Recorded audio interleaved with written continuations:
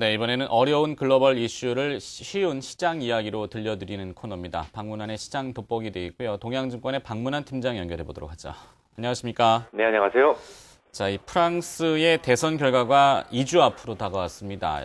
총선도 6월에 또 이어진다고 하더군요. 이 정책적인 불안감이 시장에 압박을 주고 있는데 어떻습니까? 프랑스 이야기 좀 들려주시겠습니까? 네, 우리나라처럼 좁은 땅에서도 경상도, 전라도 간에 반목이 심한 경우가 종종 있지요. 유럽이라는 넓은 구역이 마치 하나의 나라처럼 친한 척하기 시작한 것은 정말 얼마 전의 일입니다. 특히 프랑스와 독일의 경우라면 더욱 말할 것도 없죠. 아주 쟁쟁한 라이벌입니다. 특히 피점령국의 지위로 한때 세계적 강대국으로부터 탈락됐던 시기, 그러니까 드골 시대를 전후로 해서 프랑스의 독일에 대한 생각은 단순한 경쟁국이 아닌 증오가설인 적대국이었을 겁니다. 이 사르코지는 중도 우파 정치인으로서 언제나 독일과의 친분을 과시해왔었는데요.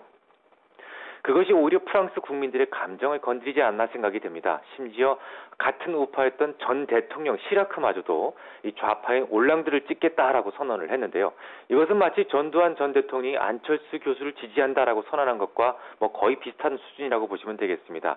이 장사꾼도 정치꾼도 결국 감동을 만드는 것이 중요한데요. 이 사르코지는 그런 면에서 실패하지 않았나 싶습니다. 무려 GDP의 30%에 달하는 강력한 유동성을 공급했음에도 불구하고 유럽 전역에 걸쳐서 채권 스프레드가 빠르게 상승하면서 좀처럼 불길이 잡히지 않은 이유, 이처럼 지금까지 독일 주도로 겨우 만들어놨던 신재정협약의 틀이 훼손될 수도 있다는 우려감 때문이었습니다. 문제는 이런 흐름이 비단 프랑스만의 문제는 아니다라는 점이죠. 이탈리아와 스페인 그리고 신재정협약에 대해서 서서히 대부분 나라들이 정치인들이 불만을 제기하기 시작을 하고 있습니다. 한술 더 떠서 그리스 같은 경우에는 아예 유로존에서 탈퇴마저 거론되고 있는 상황인데요. 이 초기에는 단지 정부의 지나친 긴축에 대해서만 반대를 했고 국민 대다수가 유로존에 남는 것을 선호했었는데 최근 설문에 의하면 당장 유로존의 탈퇴를 선언하는 후보를 찍겠다라고 하는 국민들이 거의 절반에 육박하고 있다라는 정도입니다. 이 지금까지 지속되었던 독일식 긴축 일변도의 정책에 대해서 유로존의 나라들은 물론이고 이제 IMF 등 국제 기구들에서조차 불만을 표시하기 시작한 것이죠.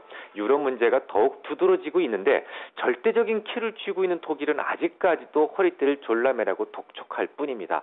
이 독일이 변하지 않는 한 유로존의 문제는 쉽게 해결되지 못할 것이고 심각한 경제력의 격차를 극복하지 못하는 국가들이 하나둘 이탈을 하게 될 가능성도 높은데요.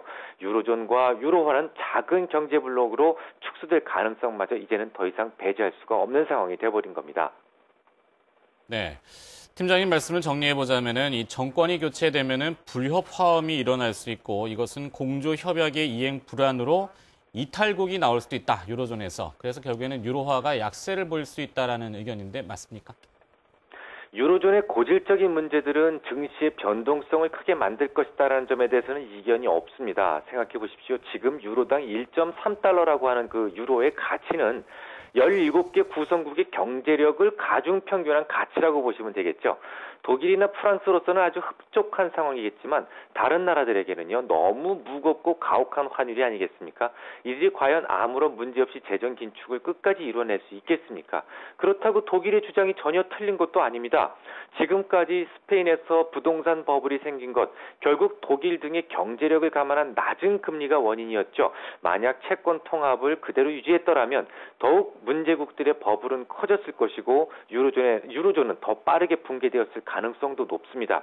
그런 의미에서 독일은 앞으로도 채권 통합만큼은 반대할 가능성이 높죠. 그렇다면 신재정협약이 순조롭게 진행되어야만 가능한데요. 그것마저도 반대하는 정당들이 많아지게 되면서 쉽게 될 것 같지는 않습니다. 결국은 그러면 몇 개 나라는 통합된 화폐 체제를 견디지 못할 가능성도 높겠죠. 수출 경쟁력은 점차 쪼그라들 것이고 세수는 줄어들 것이고 그렇게 되면 독일은 어쩔 수 없이 더욱 강도가 높은 재정 지축을 끝까지 요구하게 될 것이니까 말이죠. 하지만 그것이 유로화의 약세를 의미하는 것은 아닙니다. 오히려 중장기적으로 유로화는 강세를 보일 가능성이 높습니다. 앞서 말씀을 드렸듯이 17개 국가의 경제력을 대변하는 것이 유로화의 가치인데요. 만약에 유로존이 기존의 17개국에서 대여섯 개 정도의 북유럽 부국들로만 구성된다면 어떻게 될까요? 유로화는 그 나라의 경제력만큼 가중 평균하는 것이기 때문에 오히려 중장기적으로 강세를 보일 가능성이 높다고 판단됩니다. 네, 결론은 결국 유로화는 단기 약세를 보일 수 있지만 중장기적으로는 강세를 나타낼 수 있다. 반전의 의미가 또 들어있군요. 자, 오늘 글로벌 이슈 또 쉬운 이야기로 한번 들어봤습니다. 동양증권의 박문환 팀장이었습니다. 고맙습니다.